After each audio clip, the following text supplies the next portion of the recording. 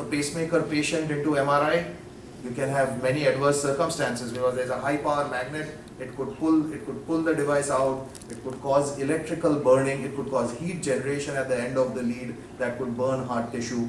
And what we have done is we have over the years built technologies which will make sure that the pacemaker becomes MRI safe. The electronics has been shielded in a certain way. The leads have been redesigned so that the pacemaker, any pacemaker patient who who needs an MRI can go through an MRI scan. Earlier, the MRI patient, the pacemaker patient, if he needed an MRI, which is important for diagnosis, because sometimes there are certain diseases you can't even diagnose without getting an MRI done. Then you would have to say, sorry, you can't get an MRI, which means you could not get his diagnosis done. That's something that we have been able to address now through our devices. Let's keep going. Let's talk about stent technology. The earliest stents were bare metal stents. These stents had no drugs on this, just a stainless steel tube that would go into the human body with slots in it. Over time, these became drug-eluting stents. So they had a polymer and a drug coated on it, so that they were able to elute drug once they go to that lesion, the lesions that Dr. Mathur showed, and release drug so that this drug could manage the build-up of the clots that have happened in that artery. What we have come out with recently is what we call as core wire technology. This means within the stent, within this body of the stent, this little this struts that you see, within them there is a wire. That wire ensures that we are able, so here, as you can see here, within this hollow, that's a wire. That's not a hollow, that's a wire. So that gives the stent a special strength so that it's able to navigate complex artery lesions. Think about it, the artery can be in any shape. It can be like this, it can be straightforward, then it's very good, but that artery can have any shape. If it's too complex a shape, the cardiologist will not want to do stenting. He will say, no, let us send this for coronary artery bypass grafting. So send it for surgery. Surgery is not ideal because, in some sense, you're cutting open the chest, putting this patient through trauma. Here, with these devices, you can now navigate even complex arteries so that you can get to these lesions and don't have to subject the patient to coronary bypass grafting. Also, this reduces cath lab time, the usage of cath lab procedure, the procedure becomes fast, and studies have proven that this will result in cost savings of these patients. So broadly, that's where we are from a stent technology perspective and what we have done. Dr. Mathur talks about peripheral artery disease, and in peripheral artery disease, he had said how in the limbs, if the arteries get blocked, you put stents or you put therapy that will make sure that the patient, that clot can be opened. Now, typically stent is the last technology. Before that, you would like to do balloons. And what we have done, just because once you have done stent, then there is no further treatment. You are hoping that everything is fixed there. What we have done is we have built drug-coated balloons so that when they go in, they elute drug and they remove the clots. And once the clots are removed, they're back to normal life. No need to put a stent, just pull it out. And the results are as good as a stent, in fact better. And these help in reducing complications. They're minimally invasive, they have superior clinical outcome, and they reduce repeat procedure needs. That will make sure that the scar is that small. So the cardiac surgery can be done through minimally invasive procedures. So obviously these result in benefits that will significantly improve patient quality of life. Their recovery will go up. What we have done is we have created 4 centers to train cardiac surgeons on how to do these procedures. It's a very complex procedure, it needs special skill sets. We have these centers around India where cardiac surgeons will learn, other cardiac surgeons will come and learn how to do minimally invasive procedures. Because even if stents are there would still be a subset of patients who will still need to go and get cardiac surgery. And if that procedure is minimally invasive, then you reduce the trauma and stress associated to it. This is a complex slide. Don't look at the slide, just the few messages that I wanted to give here was, when you think of medical technology is very different from instruments, as in equipment like a CT scan or an MRI. These are devices that go into your body. Not every metal can go into your body. There are specific metals, because the body will otherwise throw out that metal. There are specific metals that go into your body. So materials engineering is very critical when you make medical technology. The electronics has to be extremely advanced. The whole designing process has to be very robust. You can't experiment with patients and say, oh, I'll put in that device and see whether this works or not. No, you're playing with a human life. You cannot have, you can, even with animals, you do experimentation only after you have done a lot of bench testing.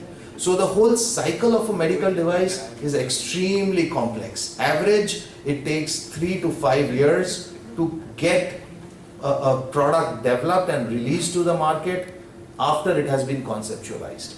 And even after it has been conceptualized, it has to go through, after it has gone to the market, it has to go through extensive clinical research.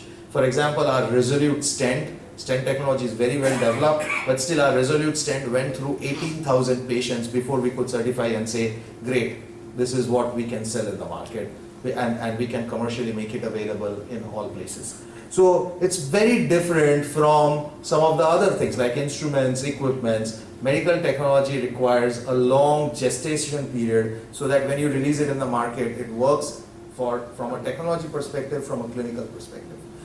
Think about the quality of technology. When you think technology, really world-class technology, I think space shuttles come to your mind, right? I mean, that's like really latest cutting-edge technology.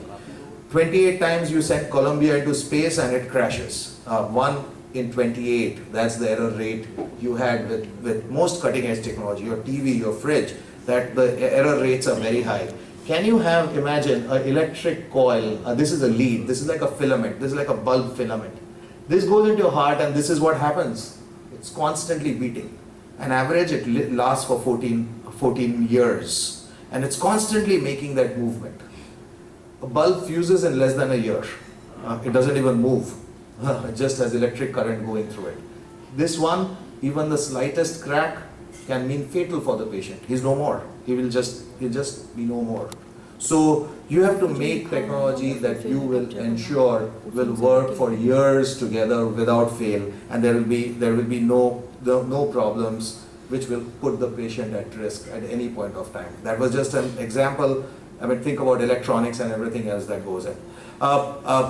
We have a robust quality control procedure so that we are making sure that our performance rates of devices are 99.8% plus, most of our devices, and at 4 or 5 years kind of time frame. So really significant quality control goes into these devices. We have a wide range of products, and some of it you will see in the Innovation Village.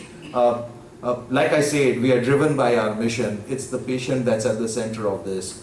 We believe in the fact that we need to build technologies that alleviate pain, restore health, and extend life. And we'll give you a flavor of this as we take you through some of the next activities.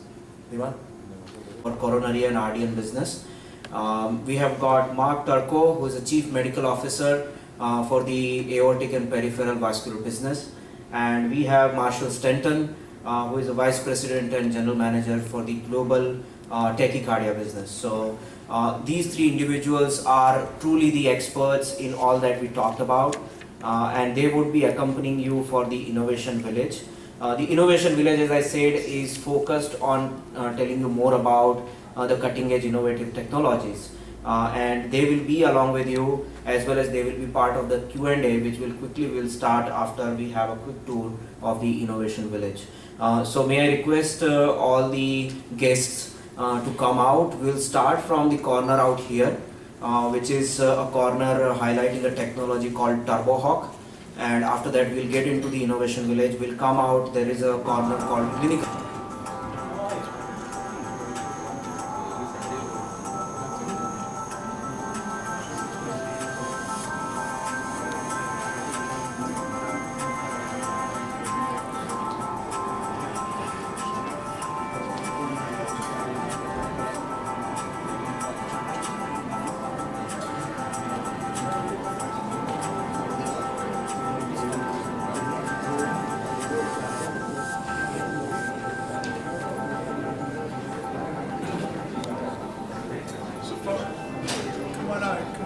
close if we can here.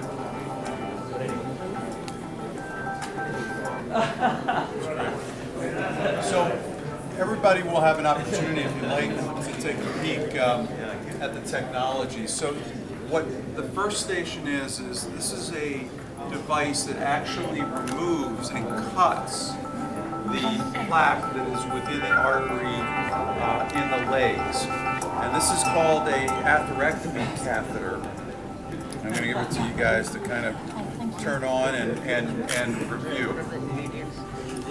So this goes within the artery No, this is not a stent. removes the plaque. The cholesterol deposit which is there in the artery, it removes this plaque by shaving off. It shaves off like this, you can see. It goes inside the artery and it has a blade inside, so it shaves out all the plaque and keeping the artery open. So it is a way before they stay. But if it is a private hospital, then we can say it's something like 80, 70, 80,000 to 1 lakh for the procedure. And then the device is, we have used TurboPower. We found that this device, once it is used, it actually lasts for a longer time. So it can be cleaned again, and it can be sterilized, and it can be reused again. Where is it using? Which institute is using right now in India? Sorry? Where is it using right now? Somewhere in many hospitals. Like, Many can you It has been used in Escorts. AIMS is using? Yeah, AIMS is also using it. Yeah, we did couple of cases there also. Now, as you said, Dr. Mathur, as you said, ki, in the private hospitals, charges are 80,000 rupees. And the government hospitals, charges are zero. See, the government hospital charges are same. The government bears it. Understand?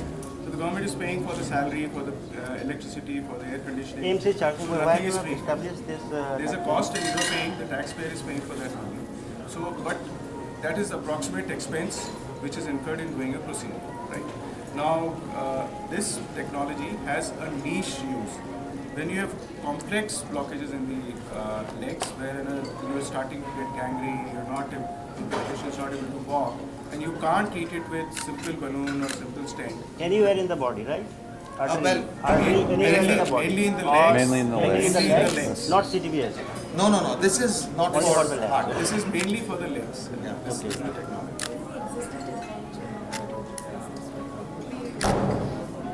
Before this, we were using balloons, stents, and some other atherectomy devices which did not succeed so much, so then we have evolved this. The additional part with this is that it is a directional atherectomy. It gives you can give a direction to a particular plaque, where the doctor can give us give a particular direction and shave out all the कि plaque. कहाँ पे related to cut that. मारना है, क्या करना है, so you can rotate, you can cut to particular area, so you can Yeah, keep checking out and you can remove wherever you have left any cholesterol deposit. Sir, Way of removing a blockage. Not always. Sometimes you can treat it with a medicated balloon like he showed. So medicated balloon is enough. See, we are trying to see situations where you don't have to put very long stents. Because long stents in the arteries is like a foreign body and it will create reaction and then reocclusion can happen. We can see how the valve is functioning. So this is called a simulator. Simulator. It's like the human body, but you can learn on it. This way this is a motor which pumps the blood, water, the way heart pumps the blood, keeps the water warm. It will be 220. ये बहुत restricted चीजें होती हैं जहाँ training होती है ना वहीं पे मिलती है तो यहाँ लाए हैं कॉन्फ्रेंस में otherwise these are only located in places where you take the doctors to take.